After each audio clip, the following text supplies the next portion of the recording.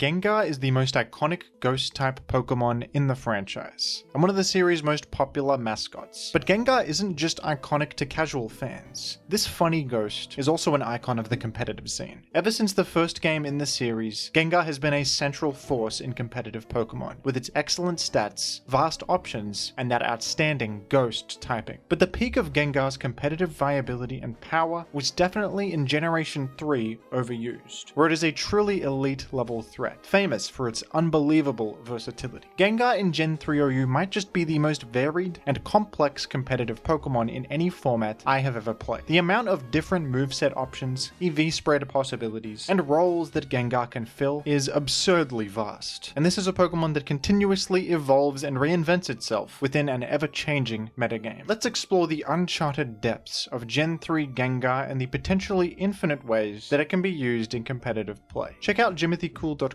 for the greatest koala-themed merchandise ever created, and also subscribe to the channel for your own self-interest. Thank you. Let's start by explaining why Gengar is so great fundamentally. In Gen 3, Gengar is by far the most powerful Ghost-type Pokemon in the game. The Ghost type is rare, and most of the other choices are quite limited in their stats and moveset. Ghost is a very important and powerful type because of its crucial immunities to normal and fighting. Normal immunity especially comes in handy, as it is able to completely block two very important attacks: Explosion and Rapid Spin. Explosion is a very common attack in Gen 3 for its massive damage and its ability to trade with key enemies. Explosion can also deny the enemy from taking a turn. In early generations, if your Pokemon faints, the enemy is unable to act. But Ghost types are able to come in against Explosion completely unharmed. And on top of this, the Explosion user will still faint, making Ghost typing really valuable. Correctly predicting an Explosion earns you an entire Pokemon KO. Rapid Spin is another extremely important utility move in Gen 3. This is a metagame centering around spikes as the primary form of progress making. Spikes are an entry hazard that deal damage to every grounded Pokemon that switches in for the remainder of the game. They can be stacked up to 3 layers, which will deal a massive 25% on switch in. Rapid Spin is a normal type attack that can clear spikes from your side of the field, but Ghost types have the unique ability to block Rapid Spin entirely and prevent that hazard removal effect. So just being a Ghost type in itself provides these important benefits to your team. You make your opponents scared to ever use Explosion, maintain hazards on their field by blocking Rapid Spin. But Gengar has more advantages beyond this. Gengar has the outstanding ability Levitate, which is one of the best abilities you can get in Gen 3. Levitate grants an immunity to ground type attacks and a complete immunity to spikes. Levitate also prevents you from being trapped by an enemy Dugtrio. Since Stealth Rock doesn't exist yet, Levitate is an incredibly valuable ability that totally sidesteps the primary form of progress in the format. Gengar's secondary poison typing also means it is immune to being poisoned, giving it another avenue to pivot into the field against status spreading enemies like Skarmory or Swampert. And of course, Gengar's offensive stats are great too. Gengar has an impressive 130 base special attack and an above average base 110 speed. A lot of popular Pokemon in Gen 3 have 100 base speed, like Salamence, Zapdos, and Jirachi. Gengar being just a bit faster than all of these Pokemon is really excellent. And with high special attack along with a great offensive move pool, you pose a serious threat to many of these Pokemon too. Gengar's most common offensive attacking options are Thunderbolt and Ice Punch. Thunderbolt has a solid base power and deals super effective damage to a lot of key targets in the metagame like Skarmory and Suicune. And Ice Punch of course complements Electric very well, forming the Bolt Beam combination. Gengar also has access to Giga Drain. Even though this is a much weaker attack in Gen 3 with only 60 power and 8 PP, it is still useful for its healing effect and the super effective damage it deals to Swampert. Sometimes Hidden Power Grass is preferred though, for its slightly higher power and PP. Fire Punch is yet another useful coverage move for Gengar, a less common option than the other three but definitely useful against targets such as Forretress and Heracross. The most standard Gengar set would be a simple, offensive Gengar, with maxed out EVs in special attack and speed, 3 attacks, and usually Explosion as the final move for its disruptive utility and high damage against targets like Blissey or Snorlax. Explosion is a rare option on fast special attackers like this, and it's one of the big reasons Gengar is so powerful and versatile. The threat of Explosion means Blissey is not always safe. and it means you can also find surprise KOs against targets like Zapdos or Heracross in certain situations. Access to Explosion always enhances a Pokemon's flexibility and viability in Gen 3. Another option that makes Gengar so scary and hard to switch in against is Will-o-Wisp, a simple status ailment that directly applies burn. This is a rare move that not many Pokemon get, and it is pretty hard to deal with in Gen 3. Only fire types are immune, and the two most common fire types in the format aren't exactly sturdy defensive walls. Both Moltres and Charizard are slower than Gengar, and threatened by its Thunderbolt. Burn will deal 1/8 of a Pokemon's HP and damage every turn, and also halve their physical damage output. This will not only completely cripple physical attackers like Tyranitar and Metagross, it will also deal crucial residual damage to targets that can't be affected by Toxic. Steel types, such as Jirachi and Skarmory, are immune to Toxic, but not to Burn, and applying Burn to Skarmory is actually better than dealing a big hit to them with Thunderbolt most of the time. Skarmory is infamous for its ability to chip heal absurd amounts of health over the course of a game, thanks to its sand immunity and protect with leftovers. Burn will remove leftovers healing and prevent Skarmory from doing this. The same goes for defensive Jirachi sets. Burn will seriously hinder their longevity by denying them from that ever-valuable leftovers chip healing in the sand. Will-o-Wisp can have its issues on offensive sets, since these Gengars are quite frail and struggle to survive as many incoming hits. Missing Will-o-Wisp is also disastrous for these Gengars. This is why offensive Gengar generally prefers to run an additional coverage option like Fire Punch or Giga Drain over Will-o-Wisp. But not all Gengars are completely offensive in their EV spreads. Hitting your max speed of 350 is useful to outrun other Gengars that aren't max speed, or at least speed tie with maxed ones. But that's about it. The only other Pokemon you might see that can hit that 350 benchmark is Espeon, who is not very common at all. So Gengar will commonly cut its speed in favor of some bulk. The most common benchmark for sets that still want to remain offensive is to reach 333 speed. This outruns all max speed base 100 Pokemon, like Salamence and Zapdos, who can only reach 328 max speed. And it also outruns an adamant, speed-invested Dragon Dance Tyranitar after they use Dragon Dance for the speed boost. The rest of your EVs can be dumped into HP for some slightly increased bulk. Sometimes these sets will use Thunderbolt, Ice Punch, Will-o-Wisp, and Taunt. Taunt can be a good option over Explosion for a similar disruption effect that doesn't require you to sacrifice yourself. If Sand is on the field to cut chip healing from most Pokemon, and Spikes are up too, Wisp Taunt Gengar can apply serious pressure to Blissey. Blissey commonly comes in to take your special hits, but Will-o-Wisp will deal residual damage to it, and Taunt denies it from healing via Soft Boiled. This alone can be your team's game plan for wearing down Blissey. Taunt is a really great option on a fast special attacker like this that always finds unique ways to be useful. You can deny Snorlax or Suicune from using Rest or their stat boosts, deny Melodic from healing, and even deny Skarmory or Forretress from setting their spikes. Because Gengar is so central, it is a common Pokemon to target when building teams. Many teams aim to lure in and eliminate Gengar so that they can stop it from spreading burn, blocking their rapid spin or explosion, and being a general annoyance. Pursuit Tyranitar is the most direct way to deal with Gengar in the game. Pursuit is a dark type trapping move that can deal damage as enemies are switching out. Pursuit is a special attack in Gen 3, so this requires Tyranitar to fully invest in special attack. Offensive Gengar sets without much bulk will be easily eliminated by Pursuit Tyranitar, and the team often crumbles from there as your opponent freely rapid spins and overwhelms you with explosions or fighting type attacks that you can no longer stop safely. But Gengar is a tricky creature who has managed to adapt. A Gengar spread started to rise in popularity that was able to turn Gengar into less of a direct offensive threat and more of a Swiss Army knife, with different uses from game to game. This set went for a speed benchmark of 308.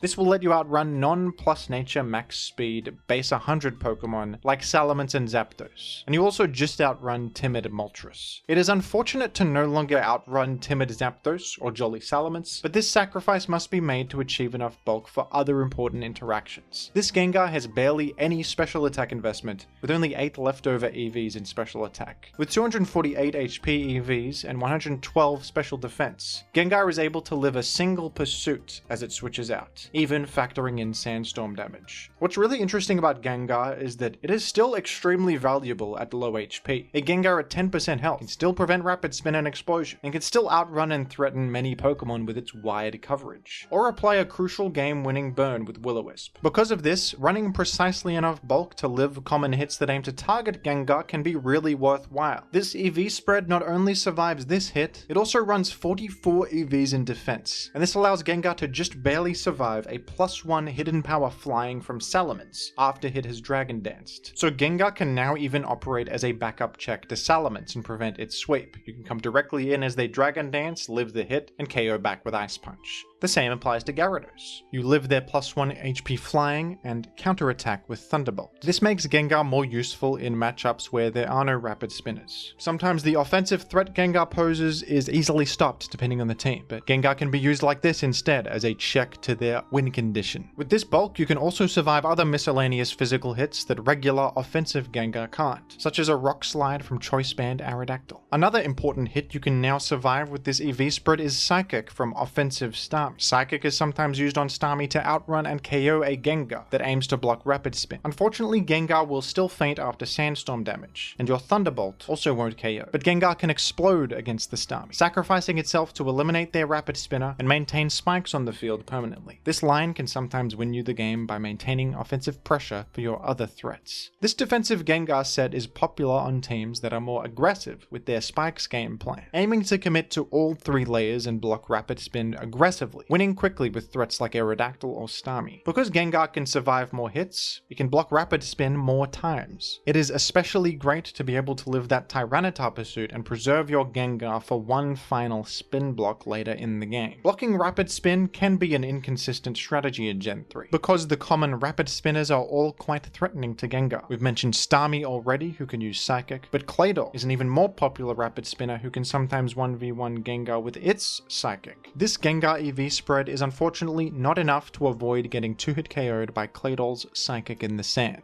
Going all in on spikes hinges on Gengar blocking Rapid Spin, which requires prediction and sometimes risky decisions. Defensive Gengar does improve that consistency significantly. Claydol can still be outplayed with explosion and offensive pressure from teammates. One option that Gengar can use to get the upper hand on Claydol is Destiny Bond. When you use Destiny Bond, if the opponent's Pokemon knocks you out with an attack, they will also faint. Destiny Bond requires prediction, but if you correctly call out your opponent, you can make game-winning trades. Destiny Bond could save your life against a Calm Mind boosted Suicune or Curse boosted Snorlax. This particular Gengar spread cannot use Destiny Bond against Claydol, unfortunately, because of the common scenario where Psychic KOs Gengar after Sandstorm damage. You have to specifically faint to the damage from an attack to activate Destiny Bond. But with a different EV spread, using Destiny Bond to trade with Claydol can win you the game on the spot. Similarly to the Explosion versus Starmie play, by permanently eliminating their Rapid Spinner, they can no longer remove your spikes, and will be under immense pressure from all of your offensive threats. Destiny Bond can be alright against Pursuit Tyranitar as well. If they're going to eliminate you anyway, you might as well take them with you into the void. Pursuit Tyranitar is a solid Pokemon beyond its role of just eliminating Gengar. It can cause problems for teammates like Skarmory, Blissey, Swampert or Snorlax, depending on its coverage. Even though they're happy to eliminate your Gengar, this can even things out a bit for you. Gengar has more ways to take on Pursuit Tyranitar beyond this. Giga Drain, with its healing effect and super effective damage, can sometimes allow Gengar to 1v1 Pursuit Tyranitar, if you call out their actions correctly. If you're using a set with special defense investment, but lower HP investment, Giga Drain will heal you for a higher percentage of your HP, and with that healing you can shrug off the lower damage from unboosted Pursuit, and force Tyranitar to have to crunch if they want to eliminate you. This allows you to escape sometimes. If they can't eliminate you by just using the weaker Pursuit, this is now a 50-50 situation. Crunch will work if you stay, but Pursuit will work if you switch out. By making this trap not guaranteed, you can give yourself a chance to survive and preserve your Gengar if you guess their actions correctly. Another more infamous way that Pursuit Tyranitar can be dealt with is using Hypnosis. Hypnosis is a sleep-inflicting move with a rather low 60% accuracy. This has more application than just against Tyranitar, of course. Putting enemies to sleep is very impactful, preventing them from acting for multiple turns. Putting the right target to sleep can be game-winning. And thanks to Hypnosis, you also have a 60% chance to prevent Tyranitar from being able to trap you. Not bad. Hypnosis is a controversial option on Gengar because it's pretty difficult to consistently play around. A common strategy against sleep-inflicting Pokemon is to deliberately switch in and be put to sleep on something that you don't need as much as your teammates. Because of Sleep Clause, only one Pokemon is able to be put to sleep at a time. So if you soak the sleep on something less powerful for the matchup, you're saving your other, more important Pokemon from being put to sleep. But Hypnosis has a high chance to miss. So sometimes you'll switch in aiming to take the sleep, and they'll just miss instead, which is good for them. Now you're revealing more information about your team, and whatever you switched into might just feint to an attack. Making the right decision and calling out their action can put you at a disadvantage randomly. They didn't mean to miss, but it worked out for them. For this reason, the best course of action against Hypnosis Gengar is usually just to attack into it, and hope for that 40% miss chance. Not a fun decision to have to make. Regardless of the frustrating interactions that Hypnosis Gengar can create sometimes, it can be an effective set on certain teams. And if you want to punish Tyranitar even further, you can use the Hypnosis and Focus Punch combo. Yes, Gengar can use Focus Punch sometimes. Even though this is a physical attack and Gengar's attack stat is unimpressive, Focus Punch has a massive 150 base power, and it hits important targets super effectively, meaning its damage is good enough. Fighting is ×4 super effective against Tyranitar's Rock Dark typing, so after putting them to sleep, they usually stay in to burn their sleep turns or go for an early wake up to try and pursue you. With enough attack investment, Focus Punch will just KO them outright, allowing you to put something else to sleep and earning you a significant advantage. This Hypno Punch combo is also quite good into Blissey and Snorlax, common special walls weak to fighting. Even though Blissey has natural cure which can cure its sleep, it's still useful to prevent it from doing anything to you, like attacking you or thunder waving. Then you can just punch it. If it switches out, it also heals the sleep, meaning you can just put the next Pokemon to sleep without worrying about sleep claws. This Hypno Punch Gengar set uses an interesting EV spread. A hasty nature is often used so that you aren't lowering your attack stat and can hit hard enough with Focus Punch. With Focus Punch, it's often worthwhile to invest pretty heavily into attack to guarantee a KO against max health Tyranitar. Focus Punch can also be clicked proactively on a predicted Tyranitar switch-in, if you want to reduce the risk of relying on Hypnosis to make Focus Punch safe. If you correctly call out a Tyranitar switch, this can win the game on the spot, since Pursuit Tar teams often lean heavily on eliminating Gengar to enable their plan. We've talked about Explosion already, but there are many ways to take advantage of Explosion and EV it for different situations. Explosion can work well just thrown onto a regular Gengar set with a minus attack nature much of the time. The damage from Explosion isn't as important as the disruptive effect. Even with minus attack, the damage is often still good enough too, and can enable a follow-up KO or even just get KOs against requisitely chipped opponents. But sometimes Gengar does want to do a bit more with Explosion. Much like with Focus Punch, a hasty nature can be used to preserve Gengar's base attack and maximize the damage dealt by Explosion. You can even pair Gengar with Dugtrio for some fun follow-up combos to eliminate important targets. With 96 attack EVs, Gengar Explosion will put most Snorlax sets into range of a follow-up Dugtrio Earthquake. And even just with a hasty nature and no attack investment, Gengar's Explosion will put Boulder Blissey into range of a follow-up Dugtrio Earthquake. An EV spread with 168 HP, 164 special defense, and 176 speed investment with a hasty nature is quite popular. This Gengar spread achieves multiple things. Not only will Explosion deal enough damage for that Dugtrio follow-up as mentioned, this bulk allows you to live Tyranitar's Pursuit while still maintaining enough speed to outrun those max investment plus nature base 100 Pokemon like Zapdos and Salamence.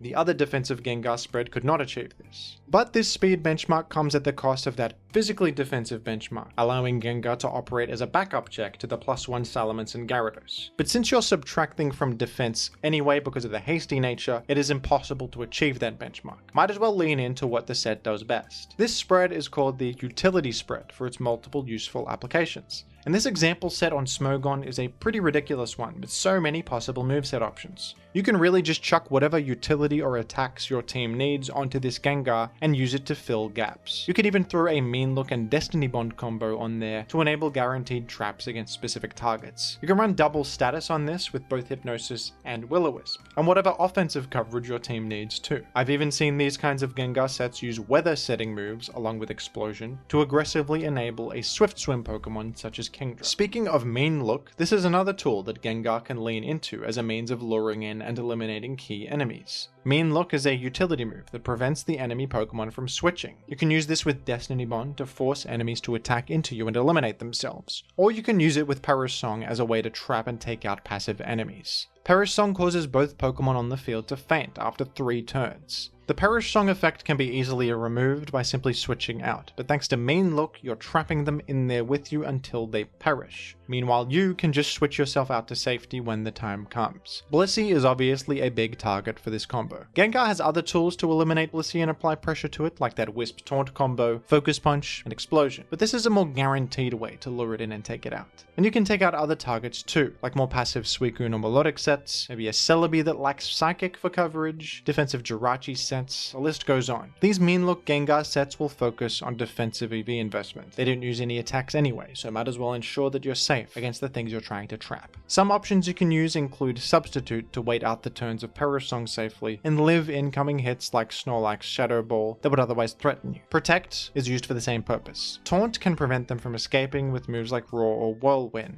Hypnosis is a riskier option, but one that does effectively pacify the enemy if it lands, preventing them from stopping your trap. And Rest is another option you can use if you want to just heal up your Gengar while that Perish Song ticks down. This can be nice on more defensive teams that use aromatherapy to clear your team's status ailments. You can cure that self-inflicted sleep and even use Gengar to trap multiple targets in a game, since it can fully heal. Unfortunately, Gengar cannot use Will-o-Wisp alongside Perish Song due to egg move incompatibility. Mean Look Gengar has the drawback of being pretty exploitable once your opponent figures it out. When they first see your Gengar, they don't know what it could have, so they have to respect attacking options, which is probably what lures in a Blissey or Celebi in the first place. But once they know your set, they'll realize you have no attacks, leaving you vulnerable in many situations. Will-o-Wisp would at least give you a more valuable thing to do outside of the trapping role, since it hits and seriously hinders most targets in the metagame. And the player Arctic Breeze managed to come up with a creative solution to this problem. Arctic Breeze wanted the utility of Wisp, but also wanted to be able to trap Blissey with Mean Look, so he opted for a set that used the move Curse, instead of Perish Song as the way to trap Blissey. Curse is a move with a different effect based on typing. Most commonly it is used by non-ghost type Pokemon as a stat boost. If non-ghosts use Curse, they'll gain +1 attack and defense,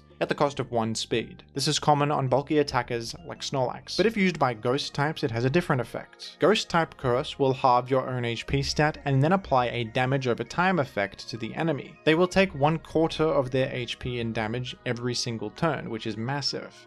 But this usually isn't very worthwhile, since they can easily just switch out to remove the effect, while you are permanently losing that 50% of your HP required to inflict it. But of course with Mean Look, they can't switch out. And Blissey is so passive and weak that even after taking half of your HP, you're not in any danger. With the damage from Curse and Burn, along with Rest to heal you back up, you can still defeat Blissey, and also freely apply Will-o-Wisp to other enemies, overcoming the illegality of the Wisp Perish Song combination. These are most of the known options for Gengar in OU, but this Pokemon is so customizable and has reinvented itself so many times that I'm sure new Gengar sets will emerge in the future, maybe with all new moveset choices we've never even considered or looked at. Gengar's talents aren't just exclusive to OU though. Gengar is also an excellent choice in Gen 3 Ubers. Gengar is still the best option for a ghost type up here among the legendaries. Ghost type legendary Pokemon such as Giratina wouldn't be released until the later games. Gengar is the closest thing we have to a ghost type legendary.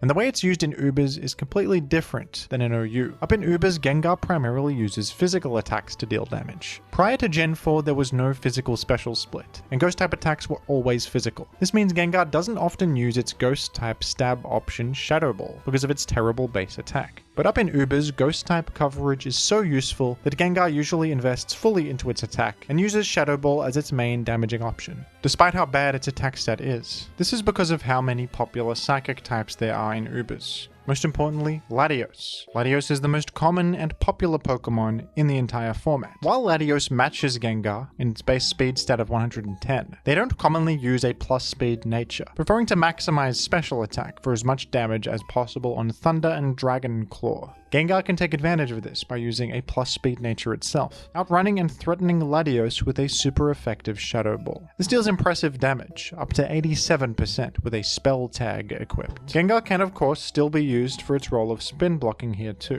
In Ubers, Forretress is the most common spike setter and rapid spinner. Its steel typing is very useful defensively, and it has a lot of utility options all in one. Gengar is not as central up here, so it's not nearly as worried about getting pursuited, and it can more consistently spin block against Forretress because of this. Fire Punch can be a good option on Gengar for mixed coverage, especially if you're using a Groudon to set Sun on the field and enhance fire type damage. Taunt comes in handy too here to prevent them from making their spikes. Gengar also helps out against Snorlax, who is very common in Ubers. Snorlax is better in Ubers than it is in OU, appreciating the lack of Sandstorm and the reduced presence of Skarmory, and also being a very effective special wall against these powerful, special attacking legendaries. Snorlax often takes advantage of self-destruct to trade with something important like Kyogre. Gengar can surprise Snorlax by blocking their explosion and putting the enemy in a horrible position. Thunder is an option that is also way better in Ubers than it is in OU. Since Kyogre is so common Permanent Rain enhances Thunder, making it unable to miss. Gengar can use Thunder if it has a Kyogre as a teammate, or if it wants to punish enemy Kyogre with enormous super effective damage. Much of Gengar's success in Ubers comes from the fact that it is not as central in the format as it is in OU. Without a big target on its back and teams built around its presence, it can more easily function in a straightforward and aggressive role, and even significantly punish enemy teams that aren't prepared, which is pretty interesting to see.